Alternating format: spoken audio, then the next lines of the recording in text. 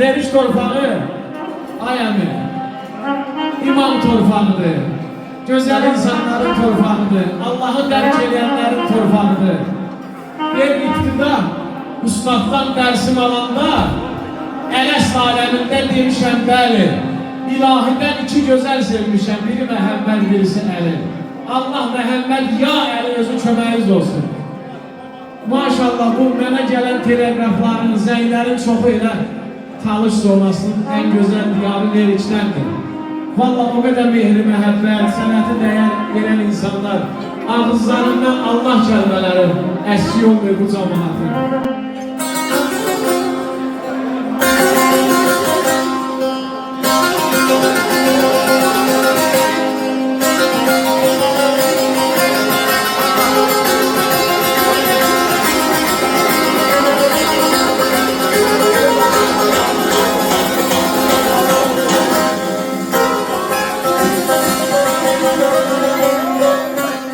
Bir köyün nəfsi öldürməsən, rəyazətlə yalandır. Haram puldan ehsan versən, səxavətlə yalandır.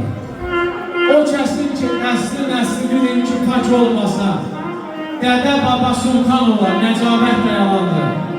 Bir ay oruç, 5 vaxt namaz, əldə təsbih səccadə. Gecə gündüz zükr eləsən, hacca geçsən piyadə. Şeytana mindaş asasan, qurban kəssən minadə, əgər qəlbində inam yoxsa, ibadət dəyərlidir. Cavanlara təlim elə, qocalara ehtiram. Ağsaqqalın halın soruş, keçənlərə ver salam. Yaradana qulluq eylə, bir dəfə da vəssalam. Əgər məqsəd şöhrətlisə, o xidmət dəyərlidir. Maşallah, bugün bu məclisdə Allah var eləsin, Allah sizlərin həmşə qazancın aşıqlara, sənətkarlara nəsib eləsin. Mən bu məclisdə tam inanmam eləm ki, Allahı dərk eləyəm, Allahın varlığını dərk eləyən insanlar çox görür.